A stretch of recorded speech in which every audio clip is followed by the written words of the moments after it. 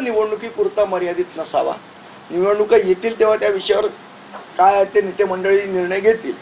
पण मराठी माणसाच्या हिताचे जे विषय आहे, महाराष्ट्राच्या हिताचे विषय आहेत, त्याच्यावर आपण पहिले विचार करायला पाहिजे ना. आज हिंदी भाषेची सक्ती महाराष्ट्रावर लादली जाते, मुलांवर लादली जाते. त्याच्यावर पहिले एकत्र येऊन आवाज उठवायला पाहिजे, मग बाकीचे विषय नंतर. आज ज्या पद्धतीने दादागिरी चाललेली आहे, एखादं जर समजा अनधिकृत बांधकाम, मला माहीत नाही ते कोर्टात केस पेंडिंग होती की नाही, मला कल्पना नाही, पण तोडल्यानंतर जर एक समाज एकत्र येत असेल तर मला असं वाटतं हाही मोठा विषय, आणि त्याच्यासाठी वॉर्ड ऑफिसर सस्पेंड होत असेल हाही मोठा विषय. ह्याच्यावर पण चर्चा व्हायला पाहिजे की ते बांधकाम अधिकृत होतं का अनधिकृत होतं. सर, एकूण आपण जर बघितलं, राज ठाकरेंनी देखील सर्व म्हणजे व्यापक विचार दाखवत सर्वांनी एकत्र यायला पाहिजे असं सांगितलं, म्हणजे इन्क्लुडिंग शिवसेना उभाटा. उद्धव ठाकरेंनी म्हणजे मतभेद शिल्लक आहे, जसं राज ठाकरेंनी म्हटलं, उद्धव ठाकरेंनी म्हटलं एका भाषणामध्ये की मतभेद सोडले. गेल्या अनेक दिवसांपासून, फक्त अशा चर्चा, अनेक वर्षांपासून चर्चा होते, आउटकम्स. त्यांचं भाषण असं चालू, मी जे ऐकलं ते की महाराष्ट्र द्वेष्टी लोकांना तुम्ही भेटू नका, बोलू नका असंही म्हणाले ना ते. आता जसं भारतीय जनता पक्ष हिंदुत्वाचं सर्टिफिकेट वाटत सुटली आहे की हा हिंदुत्ववादी, हा हिंदुत्ववादी नाही, हा हिंदुत्व द्वेष्टा, हा हिंदुत्व द्रोही. पहिली गोष्ट, भारतीय जनता पक्षाने असं सर्टिफिकेट वाटू नये ही आमची भूमिका आहे. त्याचप्रमाणे हा महाराष्ट्रप्रेमी, हा महाराष्ट्रद्रोही ह्याचं सर्टिफिकेट वाटण्याचा अधिकार शिवसेनेला नाही. असं आहे की बात निकलेगी तो बहुत दूर तक जाएगी.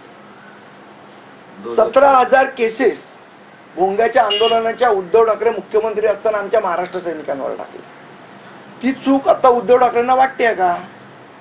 आणि जर वाटत असेल तर महाराष्ट्र सैनिकांची माफी मागणार का? असे अनेक विषय आहेत. पण आता मुद्दा तो नाहीये.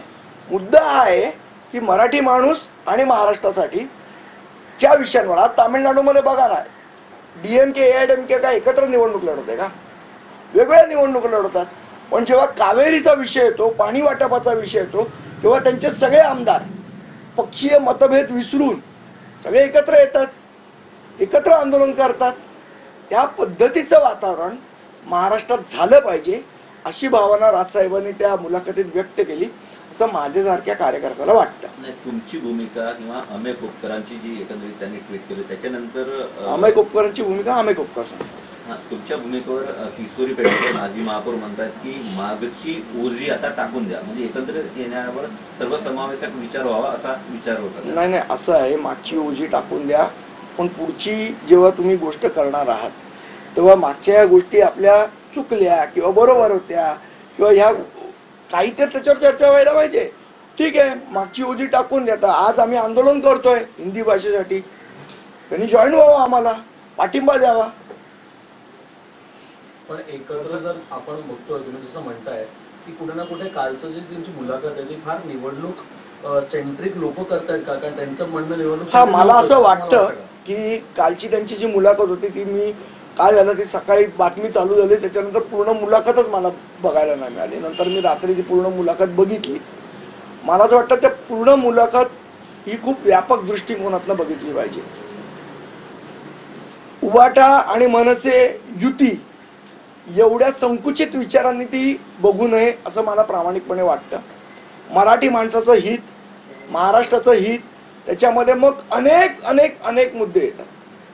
परप्रांतीयांचे येणारे लोंढे, इथे मराठी भाषा आम्ही शिकणार नाही असे अरेरावी करणारे लोक, महाराष्ट्रातले काही उद्योग बाहेर जात आहेत त्याचा प्रश्न, मराठी माणसाचे अनेक प्रश्न आहेत.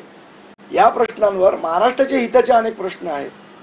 आज जसं राजसाहेबांनी सांगितलं, आज गोदावरीसारखी महाराष्ट्रातल्या नद्या प्रदूषित, हाही महाराष्ट्राच्या हिताचाच विषय आहे ना. या सगळ्या विषयांवर पण आपण चर्चा केली पाहिजे.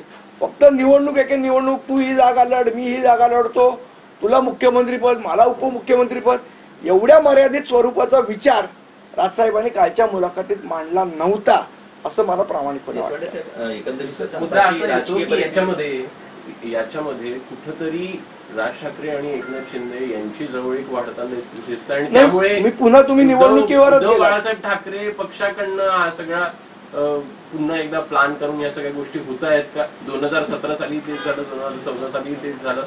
या अगोदर देखील वारंवार तुमच्याकडनं टाळी देण्याचा प्रयत्न झाला, त्याला प्रतिसाद कुठेतरी दिलेला नाही. आता प्रतिसाद हा निवडणुकीच्या अनुषंगानं देण्यात येतोय का असं वाटतं? 2017 महापालिकेदरम्यान एक प्रयत्न झाला होता अशी माहिती. 2017ला त्या सगळ्या प्रोसेसमध्ये मी स्वतः इन्व्हॉल्ड होतो.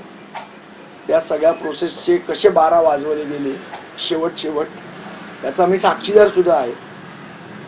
त्यावेळेला कदाचित त्यांना वाटलं होतं की आम्ही भारतीय जनता पक्षाबरोबर जातो की काय, युती करतो की काय, म्हणून ती निवडणुकीसाठी खेळलेली खेळी होती 2017ला उद्धव ठाकरेंनी. दगा कोणी दिला नेमका? मी सांगितलं ना तुम्हाला, नंतर त्यांनी फोन उचलायचे बंद केले. तर दगा कोणी दिला हा पुन्हा सांगायचा विषय नाहीये, तो अद्यारूटच आहे कोणी केलं ते. कारण बाळा नांगावकर स्वतः 2017ला मातोश्रीवर जाऊन आलेले, नांगावकर साहेब स्वतः गेलेले. तरी म्हणजे नांगावकर साहेब दादरवरनं मातोश्रीवर गेले, पण उद्धव साहेब पहिल्या मजल्यावरनं तळमजल्यावर आले नाही. हा विषय आहे त्याच्यामध्ये. त्यामुळे आता 2017चा विषय काय झाला तो तुम्हाला सगळ्यांना माहितीच आहे. 2014ला काय झालं हेही तुम्हाला मी काल सांगितलं. त्यामुळे विषय असा आहे आत्ताच्या पुरता की निवडणुकीच्या वेळा बघू. आता मराठी माणसासाठी, महाराष्ट्रासाठी, सगळ्या महाराष्ट्रातल्या ज्यांना मराठीबद्दल प्रेम आहे, ज्यांना महाराष्ट्राबद्दल आस्था आहे, त्या सगळ्यांनी एकत्र येणं गरजेचं आहे. अशी व्यापक भूमिका साहेबांनी कालच्या मुलाखतीत मांडली असं माझ्यासारख्या एका राजकीय कार्यकर्त्याला वाटतं. पण या सगळ्यांमध्ये मराठीच्या मुद्द्यांवर जर आता ते दोन्ही पक्ष म्हणजे तुमचा पक्ष आणि उद्धव ठाकरेंचा पक्ष जर मुद्द्यावर एकत्र आला तर कुठे ना कुठे हे हा जो छेद तुम्ही म्हणताय की एक फक्त सेंट्रिक विचार केला जातो, तो सेंट्रिक विचार संपेल असं तुम्हाला वाटतं का? या मुद्द्यावर आता एकत्र येणं मला असं वाटतं की निवडणुका येतील तेव्हा निवडणुकीचा विचार करूया ना, कोण नाही म्हणतंय. पण आत्ता कुठली निवडणूक आहे? काहीच नाही आहे ना. आत्ता विषय असा आहे हिंदी सक्तीचा विषय, परप्रांतीय लोंढ्यांचा विषय. आज बँकांमध्ये मराठी बोलणार नाही म्हणून सांगतात. इथे उत्तर प्रदेश आणि बिहारमध्ये पास झालेल्या लोकांचे जाणीवपूर्वक इथे ट्रान्सफर केल्या जातात. असे अनेक विषय आहेत. ह्या विषयावर काय भूमिका आहे काय नाही या सगळ्या गोष्टी मांडल्या